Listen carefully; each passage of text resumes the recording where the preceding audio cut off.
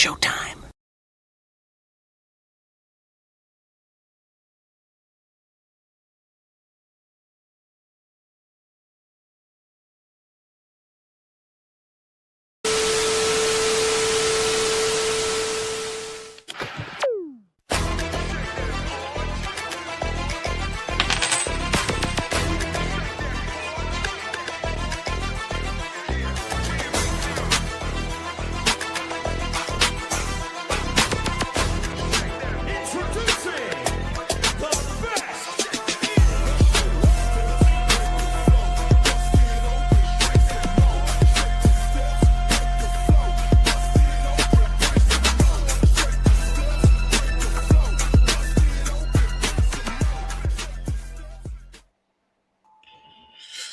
What's good, everybody? Welcome into the show, Best in the World.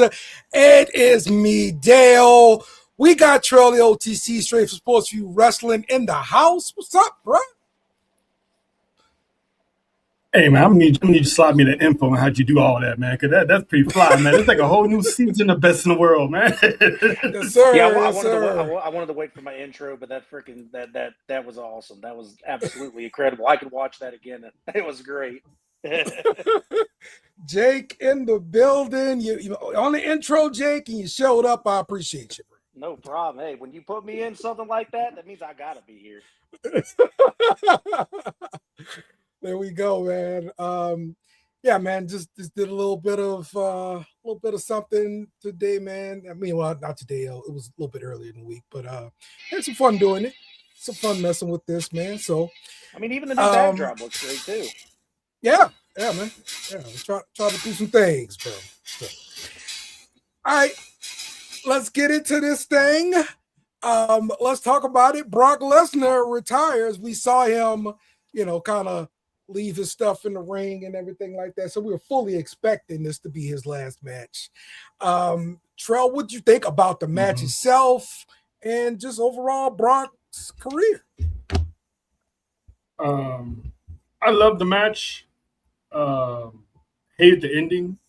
If you're gonna rip off the mat and show the wood plating, I mean, it was a good spot with Oba when he took the tombstone and he came up and like nothing phased him, but you could at least hit the fall from grace on Brock Lesnar on that to really put him down, because it's just like it's like one fall of grace was it. That now on the wooden that would have been dope, but outside of that, it was a good match. Two Titans going at it. And there will never be another career like the one Brock Lesnar had. I mean, 25 years of dominance, including UFC, New Japan, Yes. NCAA, and WWE. I mean, that's legendary. I said it yesterday. He's kind of like LeBron James. Like there's that once in a lifetime athlete that comes along in once every generation, and Brock Lesnar was indeed that guy. I mean, they might make Oba the next Brock Lesnar, but to be honest, he's not going to have a career like Brock, because you have to go to UFC, dominate UFC successively. Right, exactly. Exactly. And that's why it's impossible, because you never see somebody cross over that well. And I'm talking about both sides, WWE going to UFC or UFC coming to WWE. Like these are two different worlds, and they don't necessarily coincide all the time. So yeah, I agree with you, bro. Yeah, man, nothing like it. Yo, all right, Jake, what's your thoughts on Brock Lesnar's match and career? I took it for what it was. I obviously had a feeling that Oba was going over. I think they kind of took a little bit of AJ Styles and John Cena and threw a couple moves in there that we weren't expecting, and I enjoyed it. I kind of see Trail with the ripping up the mat. I think the fall from grace on the wood would have made for more, but also that'd be a pretty hefty bump for old man Lesnar. But as far as the career, though, I mean, it's very known. I'm 30 years old. My heyday of WWE was literally Brock Lesnar's rookie year. watching, being a kid, checking all that out, all these debuts of the future stars was absolutely incredible. I like to claim that I'm a little attitude era, but that's just not true. I was ruthless aggression all the way. Okay. Brock Lesnar wrestled a grand total of 445 matches. All right. He won Okay. 318 of them, lost 118 of them, 9 draws. That's a 71.6 career win percentage. That's unbelievable. Yeah. And he was able to retire in under 500 matches, which there are many legends in the business that are over 1,000 matches. Just The Miz alone has over 2,000 matches in his wrestling career. Right. He's had a good career. He's been a huge draw for the company. He's been a huge draw for the UFC. He brought a state championship to Minnesota in wrestling. Wherever he goes, he flourishes. That's just the kind of athlete he is. And I've appreciated him all walks of life and all the way through, and I've never been a Brock Lesnar hater. Even the WrestleMania 20 debacle. Mm-hmm.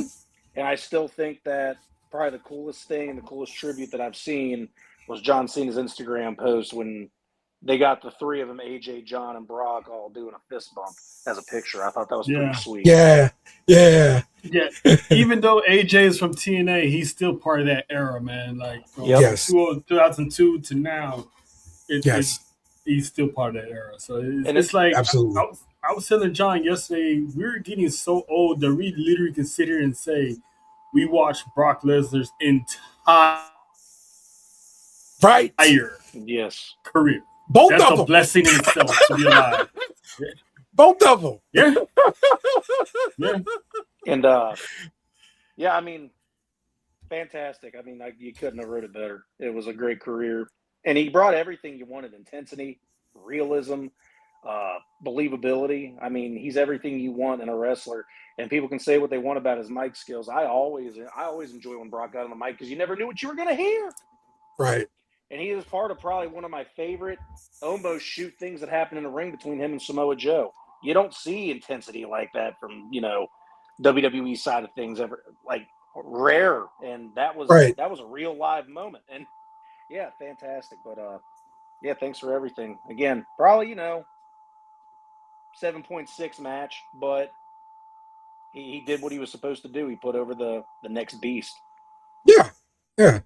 Stayed in the ring, got on the mic. This is the future, straight up. So shout out to Brock, man. He did his thing. And then, it's the got to go out in his hometown, right? Like his the state he grew up played pro football there and everything. So yeah. Yep. Shout out to Brock. All right, man. Let's get to some news and rumors. What was the thing that just came through not long ago? Let me go back to the chat real quick. Rhea surgery. Rhea surgery. There we go. Rhea Ripley has surgery. Trev, this was today or this week? She posted it today. Okay. All right. Gotcha. All right. So if she had surgery to repair a partially torn meniscus, where does this leave her as far as returns? Because like my thought is a partially torn meniscus is going to be a minimally invasive surgery as far as arthroscopic, the robots doing the surgery or whatever it is. Can we get October, Trell? What you think? Put on your doctor hat, I mean, let's see here. Post-op, she still has to rest before she can do any physical therapy. Yes. Well, no, you know what? So ain't no. You know what? My mom had a knee replacement, okay, and her physical therapy started that night. Yeah, with knees they don't play. My brother had a whole-on back surgery, and they had him walking that day. Yeah. I mean, from the photo, she's in a cast or a boot. So, or I think it's a cast or something. It's a full-blown brace. It's a brace with a medical wrap. I'm pretty. sure she's not going to do that much intensive training. Yeah. If she can get back in 2 months, but the way she was talking, it sounds like she's going to be out longer than 2 months. The way I see it, if this is the case, just have her show up, give the title to Nick Aldis, and then crown Chelsea Green the undisputed, WWE Women's Champion, and then you go from there. Because I'm pretty sure with Rhea being out, again, we talked about this before. When one person goes out, that whole whiteboard gets erased. So this changes the entire women's. This changes the entire women's division. So with Chelsea Green as now presumably the top woman, it's what do you do now? Because does Chelsea Green actually get a run? Right. Do you pivot and give it to Charlotte, or have someone cash in on her doing Money in the Bank in October? Mm-hmm. I don't. Because now we're not going to get Liv and Rhea. No, I think it's the thing is, the only reason people think Chelsea Green is a step over champion is because of the way that they booked her. She's actually a really good wrestler and can hold her own in the ring. Just let her book like that. Start letting her do the Miz antics. Miz made out of plenty of title defenses all because of his antics, her run-ins. I mean, she's got Tiffany Stratton, who's already got a belt, who's going to continue to strive for the women's championship. But I mean, you have opportunities here to make sure she still holds on to the strap.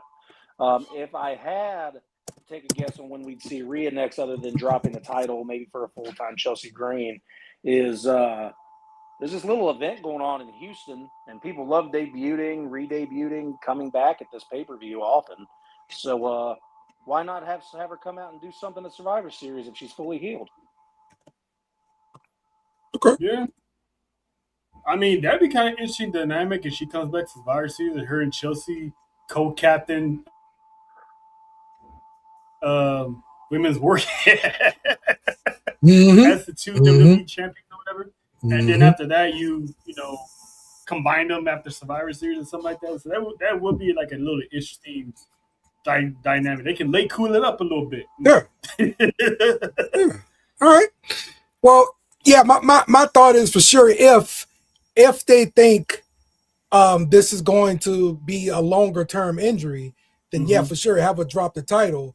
But the whole reason I think they did the whole interim thing is because they thought she could come back relatively soon, and rather than have her drop the title, do an interim thing. Yeah, I mean, since it's partial, one would think it'd be by the end of the year she'd be back. So to Jake's point, she could be back for Survivor Series.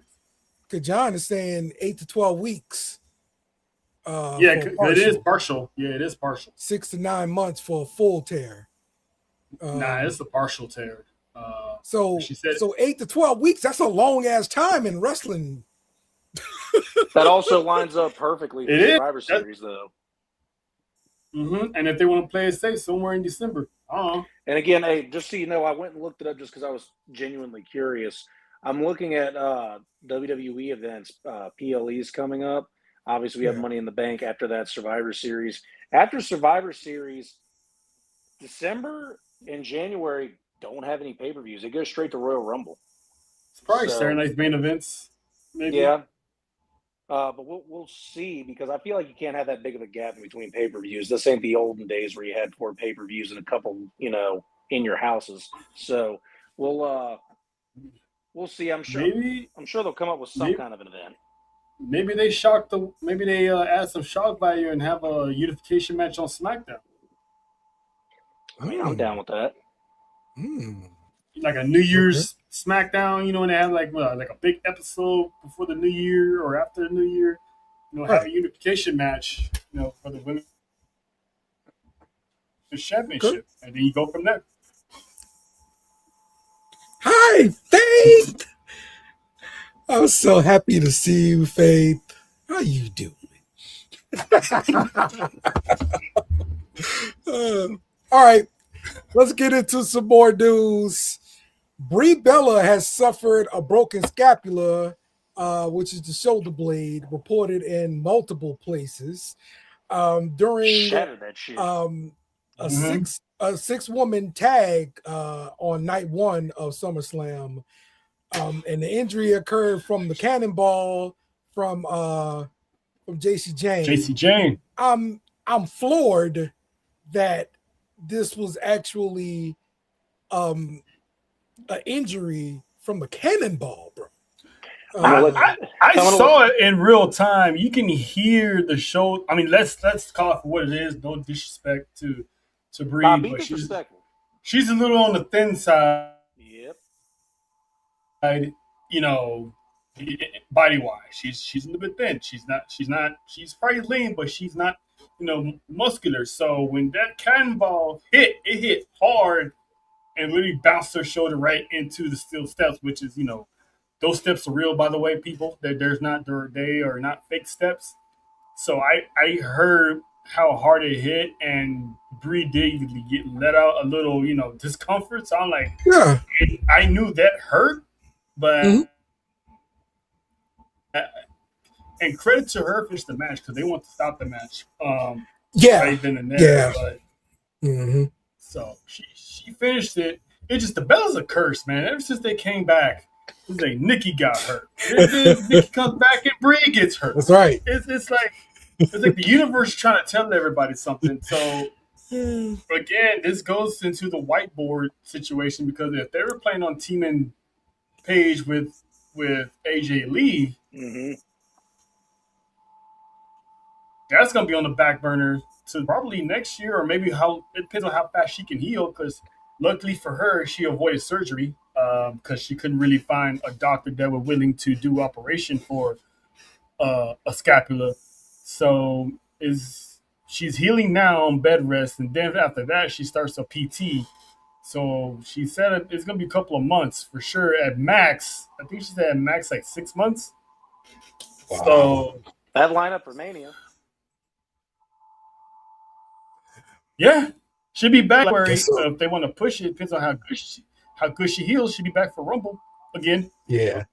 So we finally get Paige by herself against Nikki Bella. Yeah, and them shorts. I'm gonna be a little bit more diabolical than Trell was. This is what happens when you let a chick with no ass do a running cannonball on a skinny chick against stairs. I'm just saying. This is why you gotta plan these moves better. And you gotta watch the spots, watch where you're at. And I want to be real stupid for a minute, let you know I had no idea what the hell a scapula was until I looked it up and realized it was just a shoulder blade. These technical terms ain't for me, guys. And that's number 6619 of Jake's horrible women take. Okay. He does gotta have a little bit of a point, all right? Because he does not. She's a little bit challenged back there. Listen, it would have been worse if Lash Legend did that. Let's not do that. It would have been worse if Lash Legend did that cannonball. No, we ain't. Do you know how hard that rock is, Jake? No, I don't think he understands, Dale. I don't think he understands. That's a southern peach, sir. That is no padding on that thing at all. So it's not Lola Vice. I got you. Anyway, 6'6". That's why I was calling for Faith. 7 of horrible women. Either way, I talk shit in the group chat. I feel bad. I really hope. I may not like the Bellas like everybody else does, but I hope she has a speedy recovery because I was indeed looking forward to the Bellas versus AJ Lee and Paige. I think that would have been a hell of a match if that's where they were going to go with it. Yeah, well, AJ Lee don't sign a contract to the last minute, so luckily they probably didn't sign this one yet. So they can just do Paige versus Nikki, and that'll be it. That'll still be a mediocre match to watch, but hey, at this point, we just got to take what we can get. Yeah, we got to get the old people away from each other. Really, this is turning into a geriatric home at this point. That's what we got to do right now. All right, Trell looks so utterly disappointed in me, and I'm loving it. There are plans announced to defend the World Championship on September 14th on episode Raw in Mexico City against a luchador to be determined, right? To be determined by a tournament involving AAA, Raw, and SmackDown talent. So, do you think we would actually get a guy from AAA to go up against Roman Reigns, Trell? I think it's that. Well, the fact that no matter what, we getting a luchador to go against Roman Reigns. So some people are throwing out. Some people want Penta. Listen, Dale got something on his mind, bro. Because Mexican tit is crazy work. But anywho, he got them Darren Bellas on his mind again. Bella shorts. Oh God. But yeah, it's some people are calling for Penta to be the one to face Roman Reigns. It possibly could be Dominic Mysterio because ever since the Raw after Monday, it's like everyone's starting to get a little buzz again. So it could be Dominic versus Roman again, and maybe we get to see him get tossed out the club again, or Grande Americano. He's had a great 2026. So imagine getting that rub from Roman Reigns City. Absolutely hate it. I hope Mason Rook ends up in it. I'm playing. I know you guys all saw that picture I sent. That was great. No, so again, yes, I'm with Faith. I think Penta needs to be the one to win. That is my choice. He just dropped the IC title for said reason, I would say. And he basically left it in the ring too and told Chad Gable, "Hey, you deserve this. I'm good. I'm out. I'm going to do a bigger and better scene," and that means the main event picture. Rumor buzz mill is that the winner of this tournament is going to be El Grande Americano, and God, in my opinion, that'd be such a slap in the face to luchadors all around the world. Not really. No, yes, it does, because this ain't a real luchador. This was a gimmick WWE did. I asked the people in Mexico if they consider that man a luchador. They shouldn't, and they do. If it's not him, and they're going to actually let a guy from AAA win this tournament, even though he's WWE based, complete, all around, pulling through, I'm fine with it being Dominic Mysterio. I think they would have a hell of a match. But those are my two front runners. What I want to see, Penta or Dominic Mysterio. What I absolutely at all costs don't want to see, would not care, would not watch Raw that week, is if it's El Grande Americano. That's a lie. You still watch it. Shut up.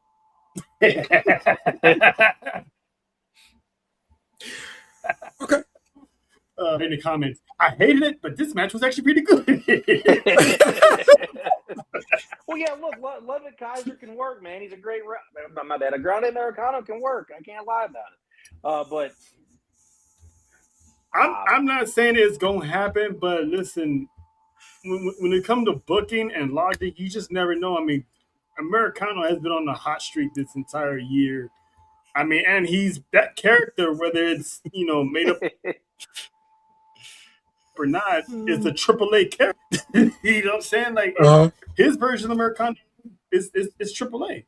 So it's possible. It's possible. We're gonna hopefully get some good matches during this entire month-long tournament, because the Tribal Chief is in town. It's a big deal, and he doesn't defend championships on a Monday night. I'm not gonna lie to you though.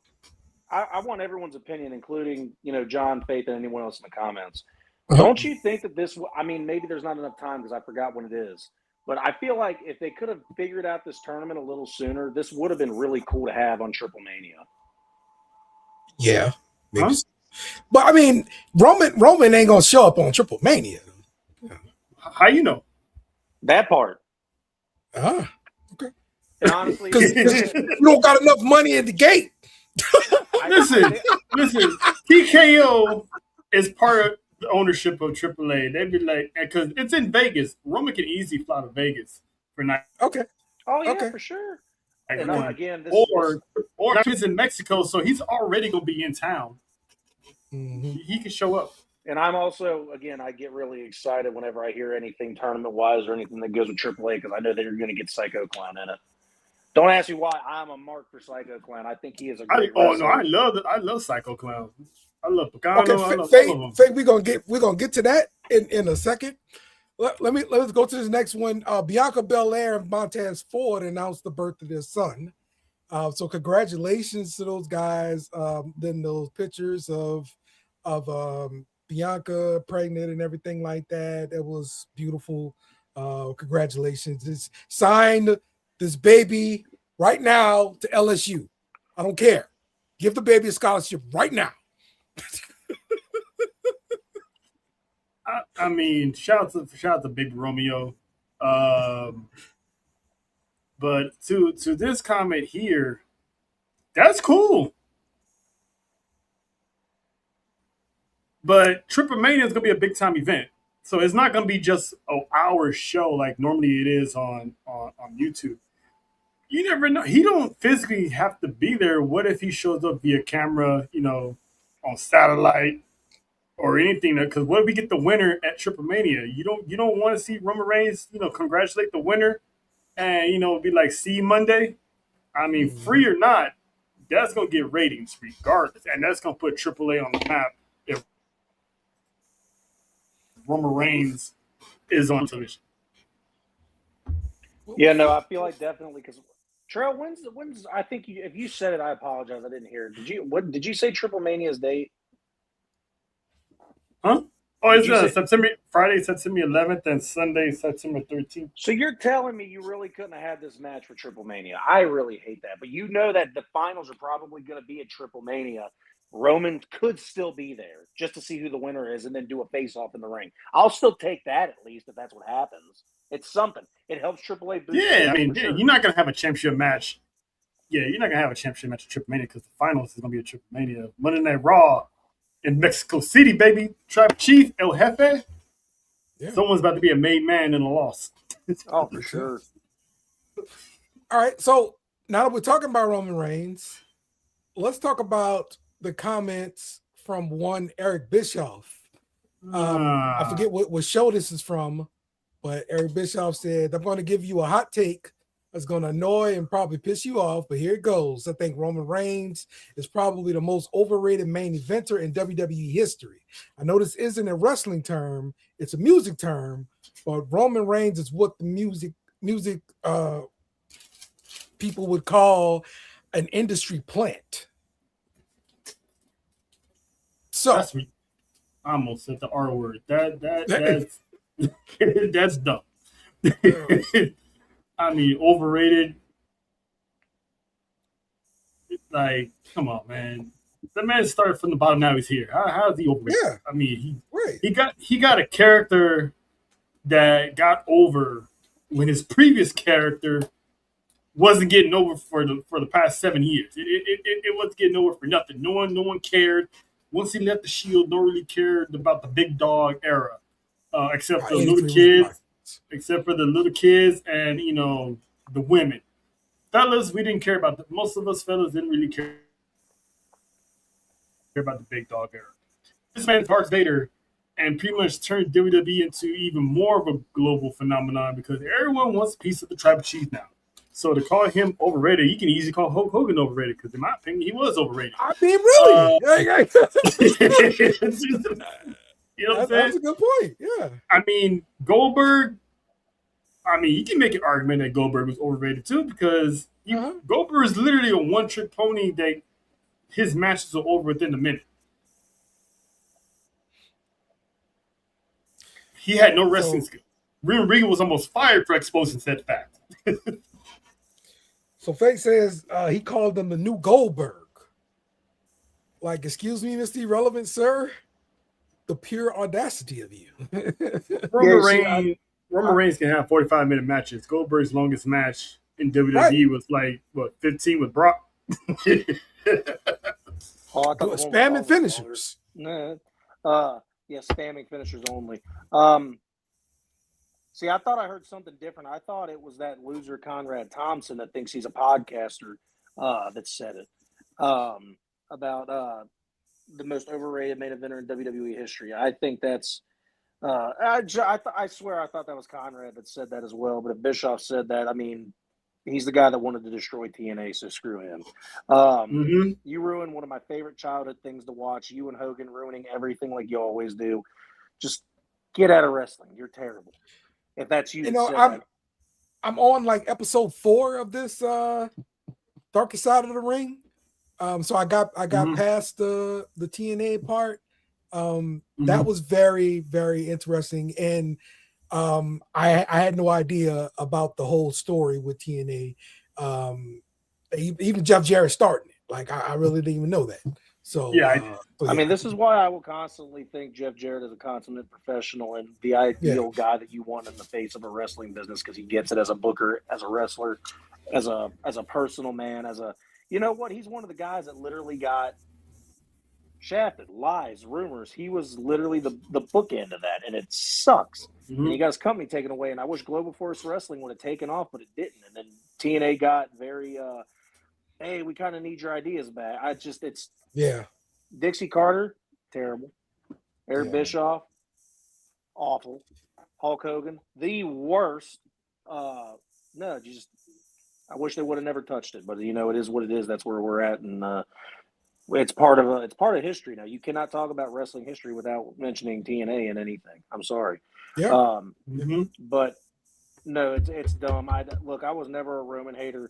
I liked everyone in the Shield. I loved Dean Ambrose because he was from Cincinnati, just like I am, born and raised and living. Seth Rollins was my guy in the Shield, and Roman Reigns, my sister absolutely loved and adored the guy all the way through. Lived through the suffering, succotash, and everything. Hard times. And he beat leukemia. I mean, he's doing he's just an all-around great guy. And I really wish when he won his SummerSlam match, they would have got him a bigger burger, because that looked like it was from the kids' menu.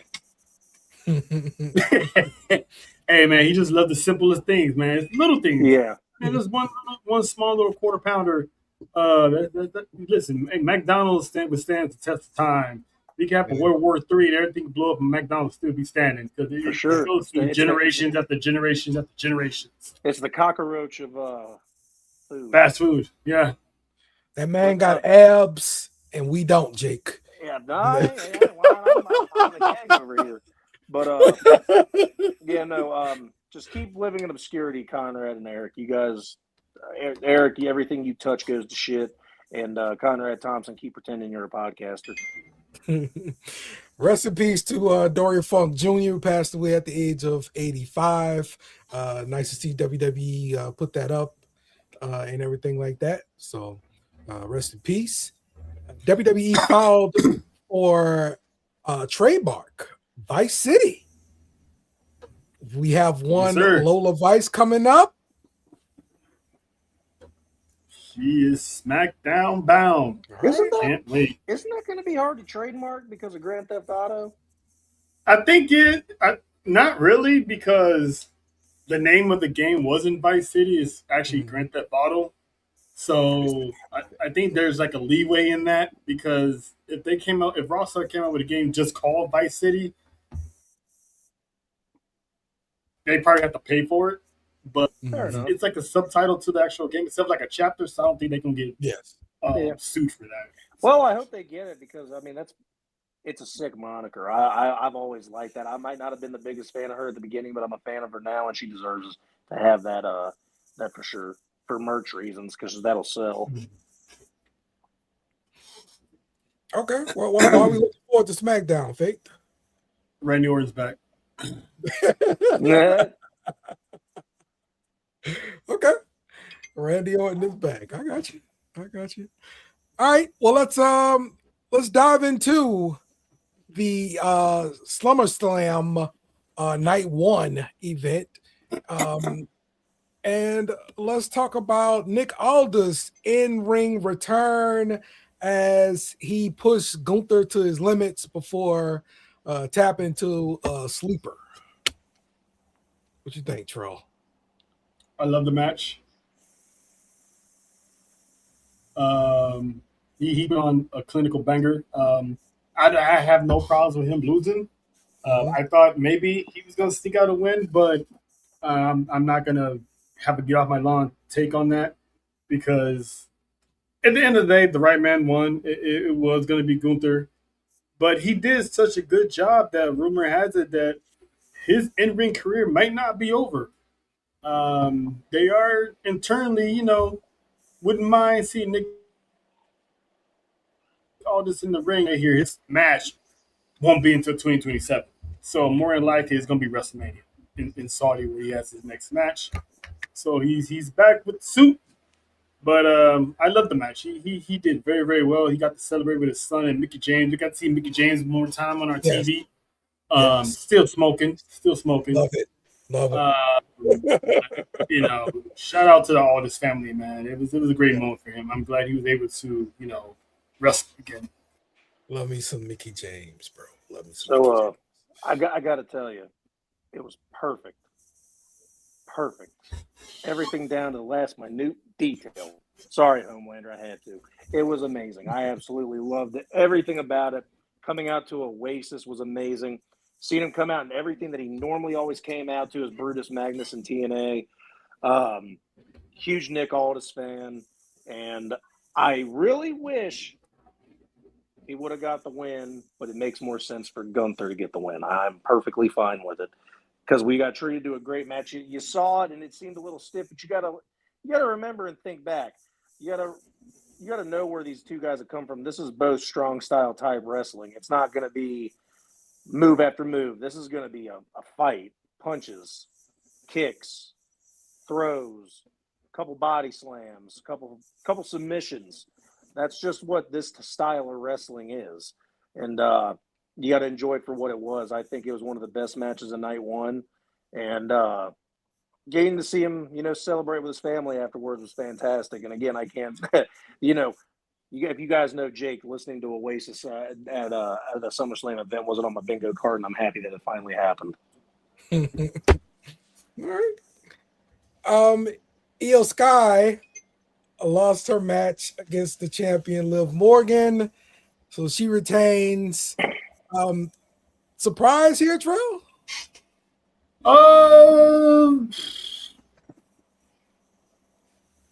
Not really. Even though I picked Io to win, I wanted Io to win because I wasn't too sure about Rhea's return. So I want to see Rhea versus Io at Crown Jewel. But I did pick Io, but I'm not surprised that Liv won. But I did read a report that Io was actually supposed to win that match. But she had suffered supposedly an ankle injury during the match, so maybe they pivot from that. Okay. Because Steam was coming back, her and Liv was supposed to have a storyline without the title being involved, and rumor has it that Roxanne was supposed to be the first one to begin leading Judgment Day, but they pivot. Obviously, plans have changed, and now we have Liv Morgan still women's world champ. So the fact that Io May was supposed to win, that sucks. Hopefully she, heals up and comes back soon. But it was a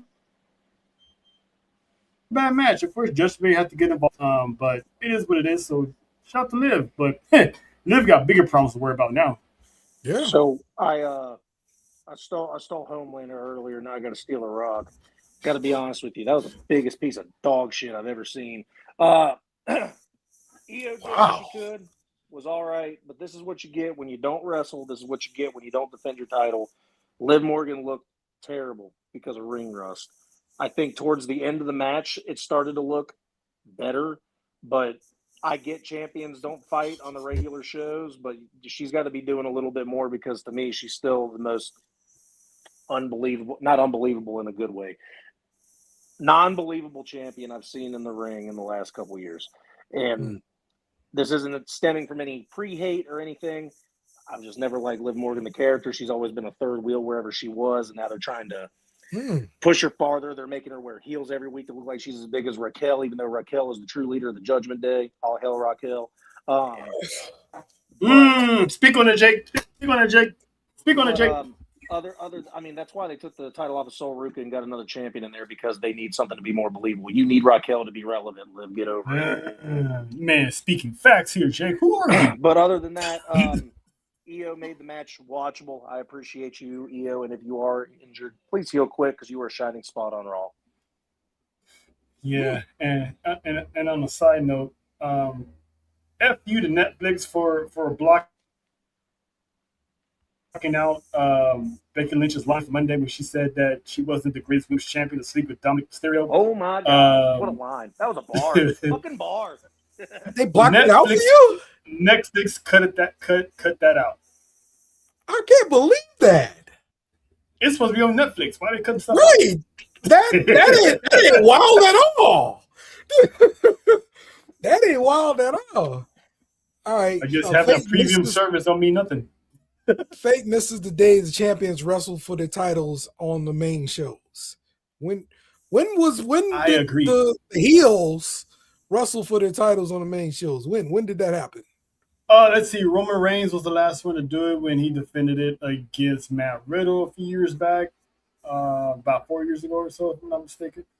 I mean, that was like the last.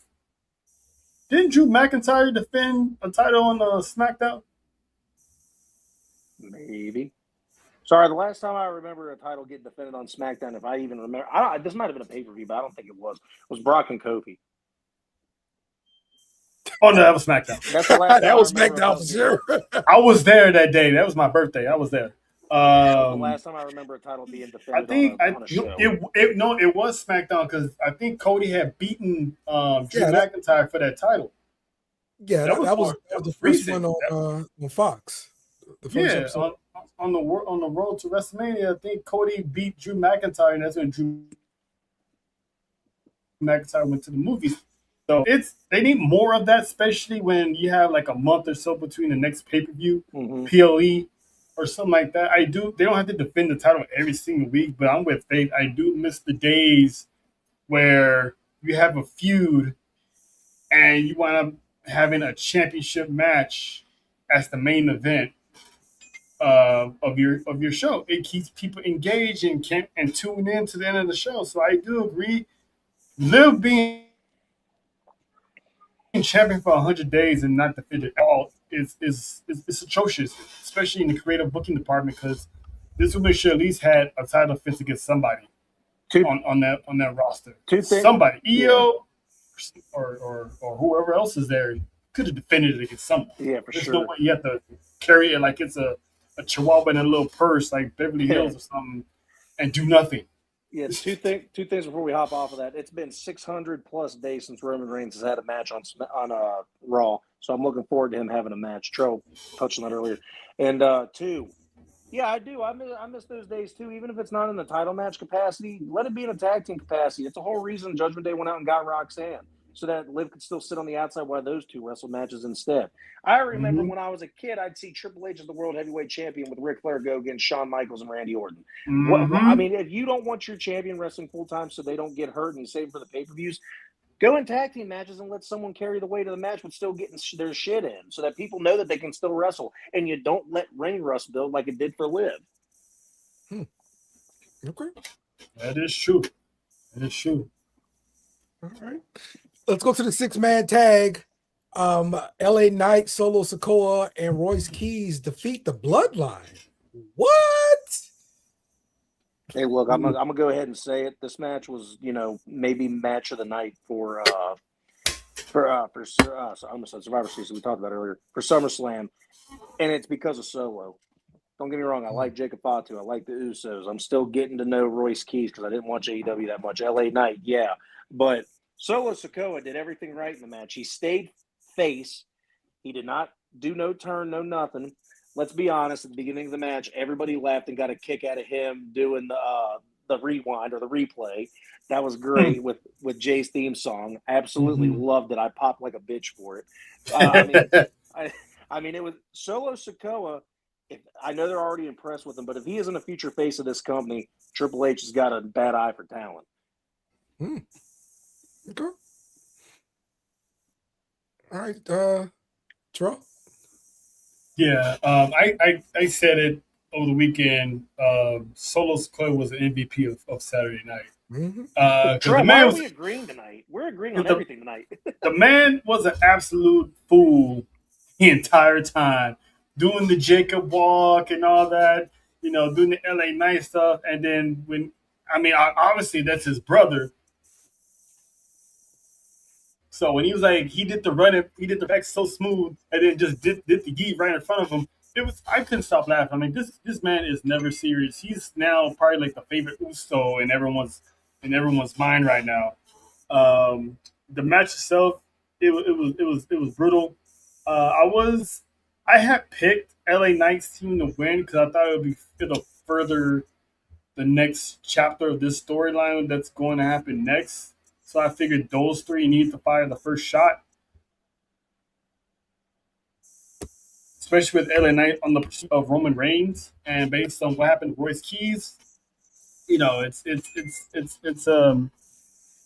a dope match altogether. So I was hoping the Bloodline would win, but I picked the other guys to win. But I still love the match. It was probably like the best match on that card. Faye says Solo said in a recent interview that this is the time we see a different side of him before they all come back together. So looking forward to it. Yeah. Dang. He's a combination of all the characters he's been so far. Yeah. Mm-hmm. And I do want to give, Jacob Fatu a little bit of his flowers, though. He probably had one of the coolest parts of the entrances the entire time. I love that. Okay. Let's go over here to this match. Cody Rhodes versus CM Punk. CM Punk retains the title, but it's Randy Orton popped up, delivered a RKO to Cody, allowing CM Punk to capitalize on that thing. We definitely doing something new here without a title, sort of rivalry between Cody and Randy Orton here. What's your thoughts, Trell? I'm glad Randy Orton's back for one. And I seen someone run in the background. I'm like, who the hell is that? I'm like, ooh. It's Orton. It's Orton. And so this, to be perfectly honest, I feel like Orton should have had his 15. But it is what it is. And I'm glad that they're pretty much keeping they're keeping the title off of Cody. So they're actually giving Cody something to do in the background while he becomes Homelander finally, hopefully, maybe. So him versus Orton is going to be a good feud, a little mini feud outside of the WWE Championship. The right man won. I had picked CM Punk to win. So CM Punk's reign is going to carry on to the end of his contract because there's no word of him resigning yet. And he's been hinting at retirement after this run anyway. So we'll see if his mind changes at the end of the year. Another one down. Jake, you want to read Fake's comment here? Why Jake? Yeah, really. Thank you, Mr. Randall Keith. Luscious thighs, Orton's thick thighs save lives. I agree. Welcome back and destroy that daffodil. Man said he agreed. That's crazy. He said he agreed. Hey, yo. Hey, I gotta be the funny bone of this freaking podcast. I'm fine with it. I'll take the hits. You're great, Jake. You're great. On a serious note, though. Hey, CM Punk, can you do me a favor and never try to do a backflip again? Wow, yeah. So I'm not gonna lie. about that, I thought it was a botch, but actually, he was paying homage to I think Terry Funk, because if you go back into the history books and look at Terry Funk's moonsaults, it's just like that. So it was an actual botch. It just looked like a botch. I got you. All right. And I'm surprised though that this was the main event because there's no title on the line. I guess because it's Hell in a Cell and because they tore up the ring, of course. That's the real reason why, right? And he was leaving. Yeah. Oba Femi retires the beast. He survived multiple F5s, a tombstone, onto the bare wood of the ring, and Brock Lesnar was pinned inside Hell of a Cell, and there was an emotional moment afterward. Oba Femi got the torch passed to him by Brock Lesnar. So yeah, great send off here for Brock. I thought it was a good match. I thought it was a good way to end the pay-per-view. What you think, Drew? Yeah. Again, like I was saying earlier, love the match. Ending was horrible, but it is what it is. Like to Jake's point, because in the Pat McAfee interview, Brock was like, when he was taking those fall from graces from Oba, he's like, I can't do this anymore. So I get it. You know, if he's gonna be a WrestleMania fave, but he's going to the Hall of Fame. There you go. There you go. Like he said, I mean, who knows? The man might change his mind. I doubt it, but if anything, we're gonna see him at the Hall of Fame. He's gonna headline the Hall of Fame. Cena's gonna get his in the United States later on down the road, but that night's gonna be for Everyone's Brock. saying But it's for going to him to, Everyone's saying it's going to be John Cena, Kurt Angle that's going to induct him to the Hall of Fame. Come on, people! It's going to be Paul Heyman. it's gonna be Paul. Right. But to Miz's credit, he said that Brock coming back to the ring wasn't planned. So he went up. Brock being Brock, going off script to put over again. Hopefully that puts the bed to all these wannabe race allegations that people put on Brock Lesnar that, you know, he's this, he's that. He's not. He wouldn't be wasting his time. He's had the best time of his life feuding with Oba Femi. I mean, every time Oba mocked him, he looked like a proud dad. you know what I'm saying? So, but it was a good match. Now it's Oba, and hopefully we get Oba and Bron, because I liked what I saw on Monday. Faith is saying he's supposed to have a match at 43. I mean, it's Brock. He can change minds, not fight at all. He doesn't need the money. Oh, damn sure he shouldn't need the money. He don't need the money. And he already said he's retired. He officially came out and said he's retired. He said he ain't doing nothing else physical. That's what he said. That man That's is what done. he said. That man is done. Yeah. All right. So overall, good night one, right? I thought it was a good night one. It was okay night one. Okay. All right. Oba versus Bron is feeding my delusions. Give it to me. Yep. Yeah. The little stare downs and everything like that. That was pretty good. I can't wait for him to lead the vision. Let's talk about Penta losing his championship, Intercontinental Championship, versus Gable. The clap at the Skull Stadium. Terrell. First of all, F the Skull clap, because I still got PTSD of Sean Payton doing that in the wild card game where we lost the fight. So anyway, but this match was a banger. Chad Gable, Penta's had one hell of a run with the IC title. I mean, this is literally his 1 year. He already surpassed his 1 year anniversary. So for him to walk into SummerSlam as Intercontinental Champion, I mean, he had like over 12 title defenses or something like that. So he's like the most defending champion in the entire roster. But you know, he gave Chad his moment. He get to celebrate with his family. Him being born and raised in Minnesota, he still currently lives in Minnesota.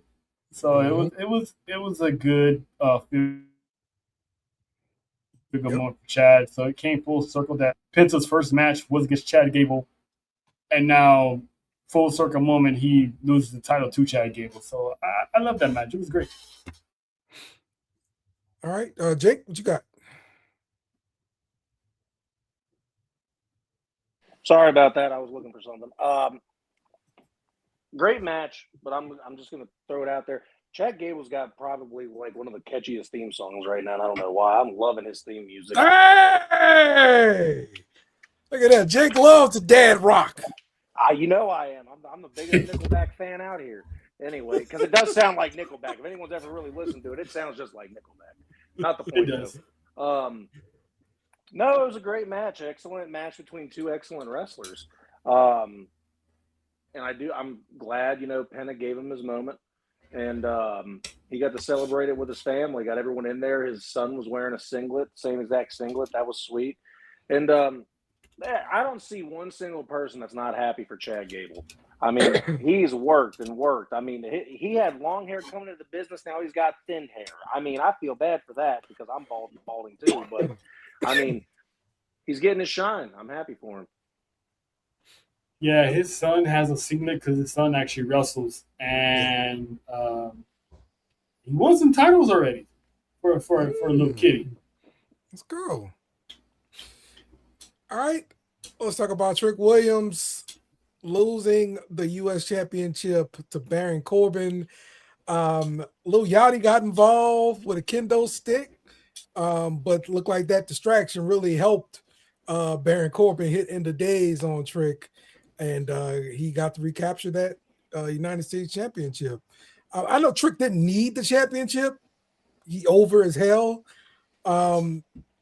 But we've already seen this with Baron Corbin. I know this is the second time around. But Troy, what do we go from here? I think Trick is moving on to bigger things. Maybe in the main event scene, in the heavyweight championship scene. I mean, there's already rumored talks of him possibly winning Money in the Bank. So I think the title didn't make him. Trick was already a made man. He just helped elevate the title itself. So he did that. So I'm not mad at him losing. He had a good title run. He had like a few title defenses here and there,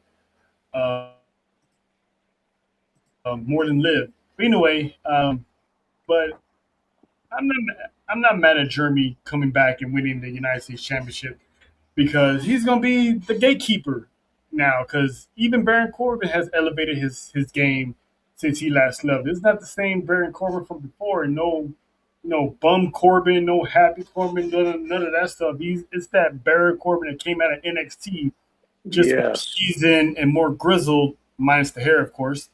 But I mean, he was balding, so he don't want to cut it anyway. But I'm not mad at it. People trying to make it a whole thing about he came back and another black guy lost the championship. We got to stop that. He's beyond the United States Championship, so he's gonna get thrust into that main event scene because he's selling merch. Right. You got kids wearing fur coats. He's a main man right now. He deserves to be in the main event spotlight. Yeah. Just put him up on the whiteboard in the upper tier there. That's where he belongs for real. So I am an adamant Baron Corbin fan. Have been since his early days of NXT. I thought this could be the next big guy, not big thing, big guy that's going to be, like Trell said, a gatekeeper, but could also win some championships here and there. I mean, he won the Money in the Bank, had a few runs with some other singles titles, went back to NXT, helped the development of Bron Breakker. That was sweet. Him going away, I was upset about the release because I'm like, you don't get workhorses like that in WWE very often, and then when they get shafted, you're like, oh shit. This isn't like Big Cass getting cut, This is a real dude that made contributions to wrestling for WWE, and seeing him come back and get his flowers while putting over Trick in a loss so that he could go to the main event. I mean, he lost to a real badass. This is a Golden Gloves guy here, all right? Mm-hmm. This isn't some schmuck loss. You lost to a legitimate badass. And now whoever's coming up next is going to get elevated by going against a made man in Baron Corbin. So don't be mad at it. Be mad. I mean, trust me, Faith, I'm with you. I think me and you might both be upset about Carmelo Hayes. But for whatever reason, the creative team and the story writers don't hold him in high regard. That's come out multiple times in reports, and I hate it. I want him to do better. I want him to get better, and he is great. They just don't see it. But as far as Corbin getting the title, this elevates the U.S. Championship. just as much as Trick did.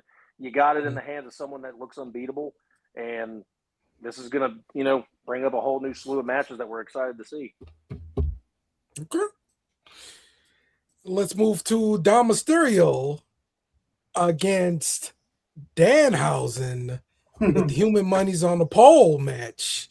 Danhausen defeated Dominic Mysterio. He got paid. He was giving out a lot of money as well to the audience. How you like this one, Tro?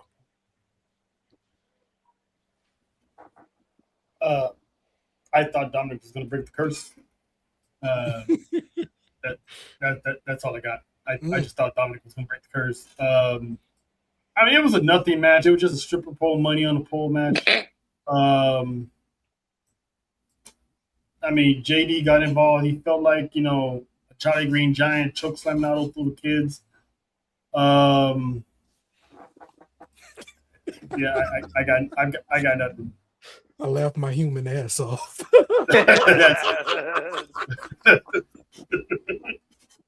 Listen, it was what it was. Free Dominic Mysterio creatively. That's all. Hey, shout out to Brad Williams for being a Minihausen. Shout out to El Torito too. Yeah, El Torito. That was the other one. Okay. I think I love the Minihausens. I love everything about Danhausen. I think the match, obviously, it's a gimmick parody match, but you got everything you wanted in it. People can get mad all they want about Danhausen, but hey, whether you like it or not, the man's 11-0 in WWE, by the way. Mm-hmm. That's wild. He cannot be beaten because these curses are real. Yes. Oh man. And buy some of his Human Money's on WWE shop or you're cursed. Yeah. Yes, that was El Torito. Oh, JD. He was doing the Hurricanes and the suicide on dive. That was El Torito. El Torito's the man. Yeah. I still have amazing flashbacks of the WLC match. The fact that all the kids wrestle in costumes is crazy. All right, let's talk about this number one contender fatal four-way match. So I missed the introduction here. I know Nick Aldis came out and made this match a fatal four-way to mess with Sami Zayn. Give me the setup, Trail. Like what happened here? So the match before the bell hit, Finn was in the ring, Sam was in the ring. They were about to have this match. Before the bell ring, Nick Aldis comes out. He was like, I'm gonna give these guys a triple threat match, and Sammy starts crashing out, and then Gunther came out. Gunther's still gloating because he passed out Nick Aldis the night before, and then as Gunther heads to the ring, Nick Aldis is like, I never said this is just gonna be a triple threat.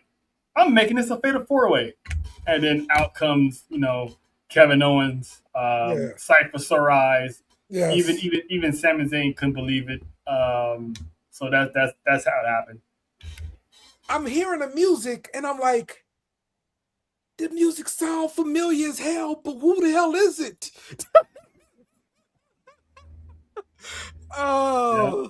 Yes, man. Welcome back, KO. But KO actually got the win here to get the number one contendership and pin Sami Zayn to do it. I was telling John this on the show. All the years that Kevin Owens has done the most dastardly deeds to Sami Zayn over the past decade or so, it'd be kind of cool if they just flip the script and have Sammy the Shooter, pull up and start doing the most dastardly things to Kevin Owens, knowing that he has a spinal injury and a neck injury. Yeah. He tried to break his neck again in the match. Yeah, so for them to bring out the worst in Sami Zayn at the expense of Kevin Owens, I think that would be pretty cool.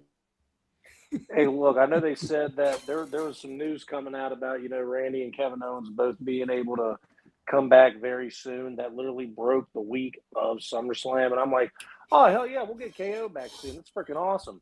So when Aldis came out and said, oh, I got to make it right and blah, blah, blah, I'm going to add a participant to the match. And Gunther came out and they're all in the ring ready to go. He's like, well, I said I didn't just say I was going to add one.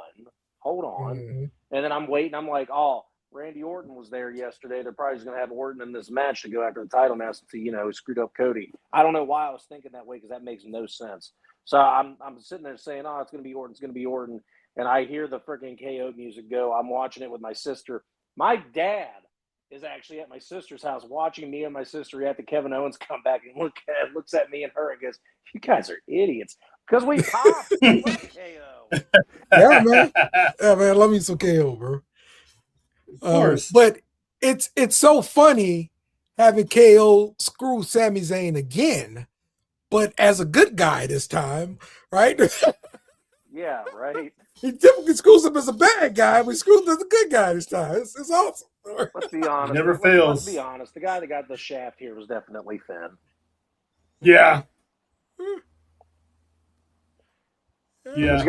This guy's getting old, but still looking like he's in his 20s. Yeah, man. He's probably got more wrestling behind him than he has in front of him. I'd like to see one more main event push for Finn, but the stars just aren't aligning for him right now. But again, Yeah. I would have been mad if anybody else besides KO or Finn won. And it was Finn first, then KO when it happened. And when KO won, I was kind of shocked and I was excited. So Yeah. KO versus CM Punk, come on. I'm finding my ticket. The promo battles these guys are going to unleash on each other alone is already, getting me salivating for what's going to happen. Yeah, and it's like it's not that I don't watch SmackDown. It's just that I kind of forget about it on Fridays when I get drinking, So I can just go back and watch the highlights. So, but no, now I've got a real reason to really. I got to tune in. Like Monday night, I just wanted to see when Big Cass was going to show up and go do his thing. And I'm like, you know what? I got a reason to watch SmackDown now. I'm going to be watching for sure because this is good. I guarantee he's the first person out. And if not, it's CM Punk, and then KO is going to come out. Okay. All right. The women's Fatal 5-Way ladder match. Chelsea Green gets the dub and is the new WWE Women's Champion, interim WWE Women's Champion here. Definitely congratulations to her. Screw you, Michael Hayes. Take that. Suck it. Why does Chelsea Green look like an Attitude Era Jazz in this picture? This is WWE's 668 of horrible Jake's women take. Horrible Jake women take. I'm looking at it from a little bit of afar, and I'm like, is that Jazz? This is it. If you said Dawn Marie, I would have given you credit, but Jazz, really? I told you, I'm looking at this from afar, and I'm using my cell phone here. Give me a break. No, hey, I'm super hyped with the outcome. I mean, everybody in this match, I did not want to see be a women's champion besides Chelsea Green. And I'm watching the whole thing. I mean, second probably would have been Lash just because it would have been for shock factor. And I would have loved it because I think Lash is a hell of a worker. But I did not want to see Tiffany hold 2 titles, so I didn't think it was possible anyway. I think Jade's got unfinished business with Charlotte and vice versa, Charlotte with Jade. So I'm like, this is really only going to come down to 2 people winning. And it's going to be Chelsea Green or it's going to be Lash Legend. Please let it be Chelsea Green. And it happened. And I love that the way it happened too, dangling from the ladder. I mean, that's just classic old school, end of a wrestling match that they did back at the old WrestleManias. I love it. Yeah, I think that place was there, Faith, because they had a number 1 contender match. I mean, they had a spot to fill on SmackDown, right? Yeah, that got filled by Lash's face. Yeah, I feel about Lash. Dale has the old photo. Yeah. Look, I search the internet, I get what I get, and then I keep it. Hey, just be happy that that's the reaction you got on the show on Monday. I got my ass chewed and said, "Why don't you try yourself, Jake?" Yeah. Jake wants to criticize my AI assistant, because he had an extra icon somewhere. Listen, I just wanted to know why these AI generations ain't free, Jake. You can't just generate a ton of AI. Look, Dana, look. I just wanted to know why our tagline of the play call sheet had the San Francisco 49ers logo next to it. That was it, man. I'm sorry. All right. But I'm glad it was Chelsea. I had called it from like none of the other women made sense. Chelsea was the only logical choice. Yes. And to, like you said, when she said she dedicated that match to Michael P.S. Hayes, I'm like, yes.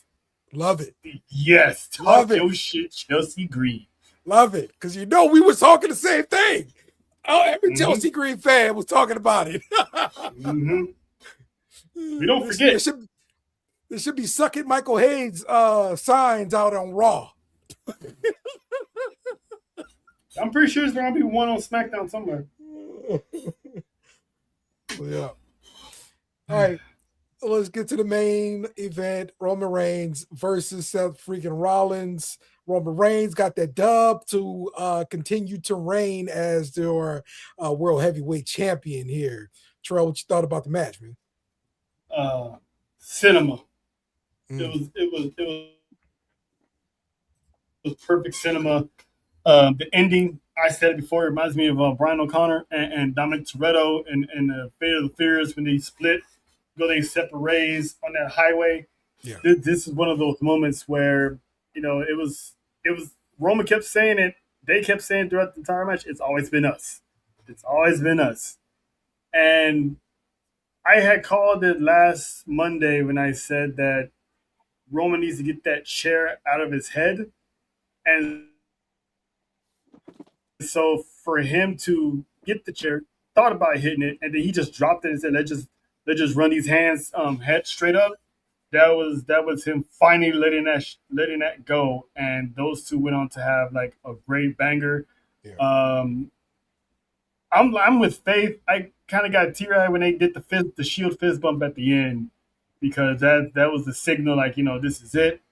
That mask that was on the ground, to me, I took it as a representation of Dean Ambrose, because I felt like Mox should have been there for that.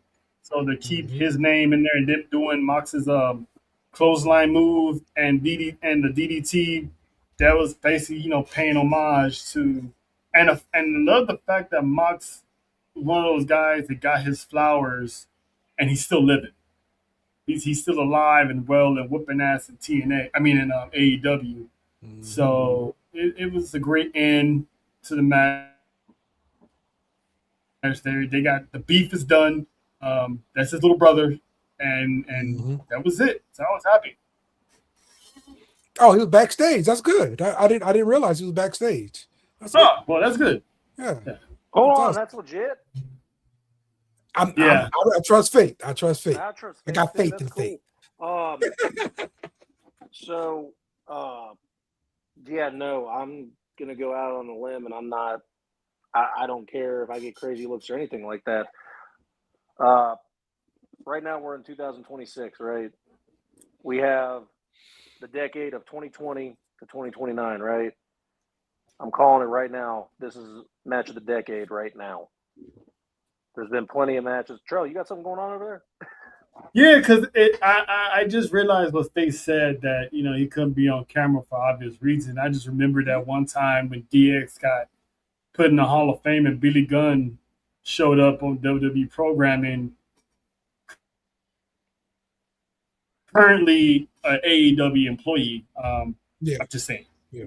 Go ahead. Yeah. But no, again, I'm going out on a massive take here. But yeah, right now, match of the decade. And I know we still have 3 years left to get another one of those. The storytelling, absolute peak. The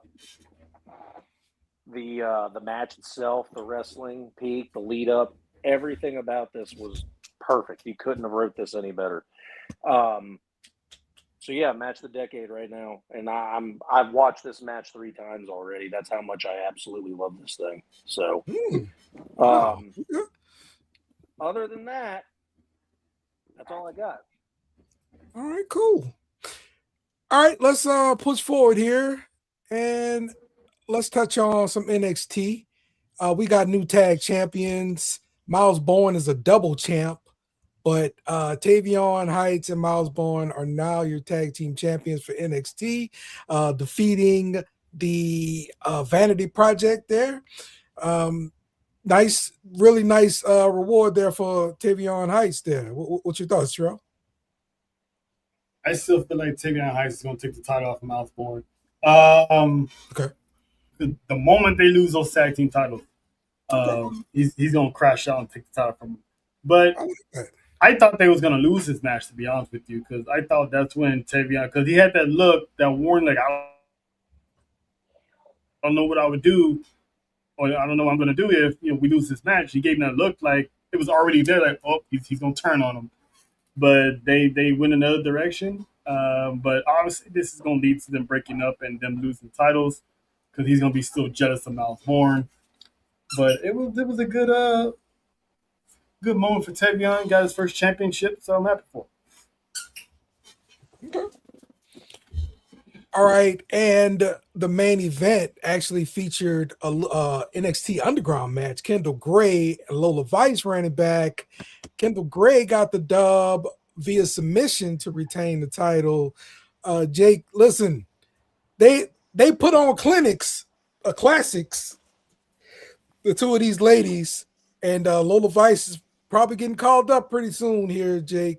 So, is this going to live in NXT kind of the film where like we got Bayley and Sasha Banks, those kind of matches? Is this going to live among those kind of matches, Jake? I'd say so because of how insane and how much the physicality was for this match. Mm-hmm. Because we've had regular wrestling matches, and that's great that they both, like you just said, put on a clinic. But this was in the wheelhouse of Lola Vice, and I understand what wrestling is. The way that she landed on the stairs and everything, I thought that was a legit, a legit injury, and she was like legit bleeding straight from the ear. That shit was crazy for me. But yeah, no, this match is going to be talked about for sure for a while. Okay. All right, and let's push forward to Raw. Big Cass comes back, and this is after the match with Javon Evans and Ethan Page. Your thoughts on the Big Cass coming back, attacking Javon Evans here, Terrell?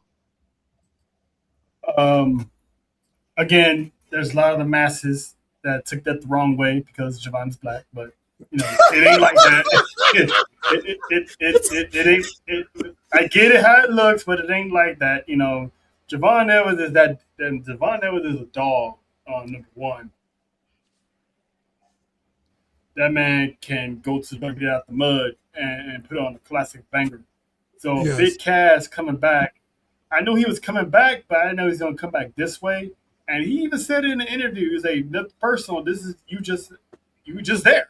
Yeah. So, but you guys notice how Michael Cole was the only one excited for Big Cass because Gray's on the. I know where you going with this. Corey Graves wanted to be a hoe. Because obviously we all know that his wife used to date Big Cass. I didn't back know in that. the day. You didn't know they were Eskimo? No, I had no idea they was really dating, bro. You had no idea they were Eskimo bros. Come on, Dale. Oh, yeah, but that was like years ago, and they didn't have a good breakup. So, and then fast forward a marriage and 2 kids. Here's Corey Graves. I don't know why the man's being a hoe. I mean, he won in life. He got the girl. He married the girl. He got the kids from the girl. So it's like, why are you being a hoe? Cass is in his own relationship now, and he doesn't care. Yeah, stop being a hoe. But I mean, I feel like, look, I mean, Corey Graves is brittle, all right. Like one bad stroke of wind could break his neck. So I wouldn't want to say the bad thing about Cass and have that big motherfucker on me. I'm sorry, but no, I thought this was interesting coming back. I got one thing for you, Javon, though. Look, there's only one wrestler that can pull off wearing a grill in a wrestling match, and it's Swerve Strickland. Don't steal that from him. You can't pull that off. Oh man, he's a young OG. Leave him alone. Man, he can't rock that like Swerve does. Come on. Get off my lawn. Yeah, no, get off my lawn. Swerve, that is Swerve Strickland. Grills in the ring is a Swerve Strickland thing. Hey, tell that to Jey Uso, because he does it too. I don't even notice it. That's the thing with him. But I was a huge fan of it. Go ahead. No, I was saying to Faith's point. I mean, I get it. You're not gonna let it go. But at the same time, it's like it's been years. People have been reformed, so to speak. So everyone's grown up a little bit. You're still there to do a job though. So to not say anything because it's him is like you still gotta do your job. You gotta do your job. You're getting paid, man. Yeah. And she's safe with you. He's okay. Big Cass is, he's a changed man. He's not on that stuff. I'm not saying let it go of domestic violence because that's something you should never let go. Yeah, I had no idea about this story. You know what I'm saying? So, but the whole thing with Enzo was it was allegations or whatever that got him let go, and that got proven to be false or whatever. That's why I thought they were for sure coming back together. Nah, there's a thing to that, Dale. I'm pretty sure Enzo will still be back, and they got time for Enzo. I'm loving this big cast because he's bringing this big Bill persona as that big monster. So him and Oba sign me up. Him and Jacob sign me up. Oh yeah. Him and Bron sign me up. When Bron Breakker gets back, him and Cass sign me up. Get it, everything. I am a little upset that the crowd had a light pop, but it is what it is. They'll understand and figure it out. They did the same thing for a Danhausen and a Baron Corbin, and now everyone's cheering for him. Faith, good guess, but I think that again, this is something else that I saw on the internet, so I'm not going to claim this take for my own. Enzo will not be back with Big Cass. This is going to be Big Bill. This is going to be his alone run. This is his redemption story. Who's on the phone with Robert Stone? Oh. Okay. And Enzo could bring a very, very. They're gonna keep them separate for a while.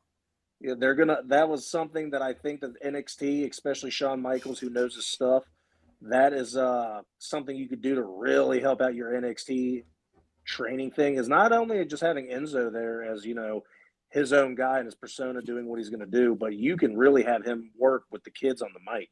He could really help them. And to go back to the Corey Graves thing, because they already talked about it, if anyone's ever watched the old shoe promos, Corey Graves, you're officially in the hoe bag. Uso. Okay. All right, Faith saying Enzo's not pairing up with Cass, but he's coming back to WWE after Survivor Series or the Rumble. 2 times on the table. So, okay. All right. I like it. We got time for Enzo. All right. Let's talk about the man returning. Becky Lynch comes out, interrupts Liv Morgan, pretty much calls out Liv Morgan, and then here comes Stephanie Vaquer. And now they face off face to face. Are we looking at a 3-way here, Terrell? Am I involved? Oh wait, wow! I said that out loud. My bad. Dale, do me a favor. Get Kermit the Frog ready because that's how you wear pants. Yeah, for real. What you gotta say? For real. What you gotta say, Dale? What you gotta say about that, Dale? For real, yes. Yes, Jake. Yes, Jake. Hey, Dale, I've been hanging out with you too long. I'm falling into the shenanigans, and I don't like it. Absolutely, Jake. I breathe. Anyway, I loved it. When Liv was like, "Uh-oh, hey, both y'all get behind me." But anyway, Hey, yo. but I love how Liv was going on and on about every woman is scared to face her and all this Defend stuff, the and out title, comes then. Becky Lynch. This is true. And Becky was saying, like, I'm here to make sure that title doesn't go another 100 days without being defended. Loved I it. was like, well, that's bar number one. Then she went on about, She normally has about 3. yeah, and then she went on to say she wasn't the best women's champion in her crew. So that's a big nod to big sexy Raquel. So she's batting 1,000 here. She's 2-0 right now. Mm-hmm. And then she hit the line of all lines when she unmatched Rhea Ripley by saying she wasn't the best champion to ever smash Dominic Mysterio. I was like, that alone changed Liv Morgan's expression. You could have said anything in the world. She was laughing it off. The moment you said you weren't the best world champion to smash Dominic Mysterio, she got serious. Yeah, and look, this is where I said it earlier, and I don't care what hate or anything comes on me about the Liv Morgan hate, but I get that it was probably part of the show to walk away and do whatever and act all boo-boo eye and whatever, but promo battles is a promo battle. If you think that she's a top star, you got to let her talk or do something, not cower away like a chicken shit heel, because she's not a chicken shit heel. She wrestles in the ring like everybody else does. This isn't a Chelsea Green situation. Hey, what's up? Hey, don't slander Chelsea Green. I'm not slandering her. I'm saying she's playing her part. Okay. No, but I do got a question. Was this a Becky face turn, or was this just Becky the anti-hero? This is definitely Becky a face turn. I'm hoping it's the Becky anti-hero. Make her a tweener. I'm happy with her being a tweener. I'm just happy she's on this side of the pillow as far as with the insults and stuff. Because her trying to be a heel sometimes she does a little bit over the top, so it gets kind of annoying. I had a feeling it was a face turn because she didn't come out wearing any stupid clothes or stupid sunglasses. Right. That's what it is, Jake. Yes. That's what it is, Jake. Yes. That's what it is, Jake. She hasn't has a match yet. Just wait. Let's see what she wears when she has a return match. But she came out big time Bex wise. I mean, cut off shirt, ready to go. Right. The boots, didn't need to wear heels to look taller. I mean, come on now. She did everything right. Mm-hmm. But before Liv can have a rebuttal, the fire pyro went off, and I was like, yes, she's finally here. Seeing Stephanie Vaquer come back and put a whooping on Liv Morgan while Becky was just sitting there watching. So two having a stare down. I'm saying Liv has a problem on her hands, and as of right now, that's only 3 of her problems. She still got 1 more to worry about when she comes back from maternity leave. Mm-hmm. Naomi's due to come back, so she already got. I mean, remember the warning that Naomi put out when she released the championship, said, "Whoever heifer has my title, they gonna yes, that's right. Get got." So this is I'm loving this. The women's division of Monday Night Raw is back. That's right. He just Cole's back. That's right. That's hilarious. Can't keep sharing with Becky. That's right. No. Yeah, all in all, great segment. I loved it because Liv Morgan got buried and Becky looked like big time Bex. And I mean, come on, dude. Look at those pants. Yeah, pants are wonderful. Joe.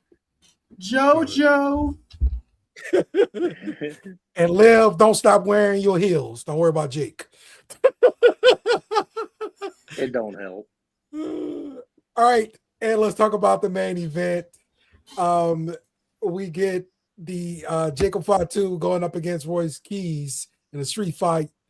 And Jacob Fatu went over, tongue in death grip. Talk about this match, Trell.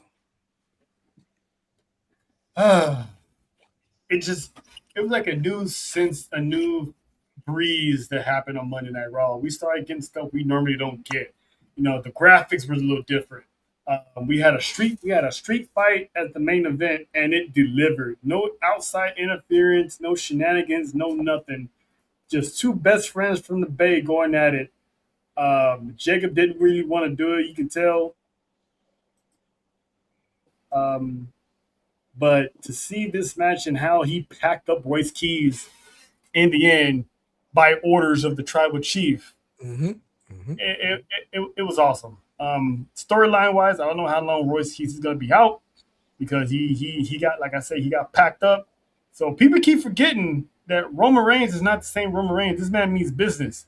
So yeah, he had like a little roast off session with LA Knight, like probably like an hour and a half prior.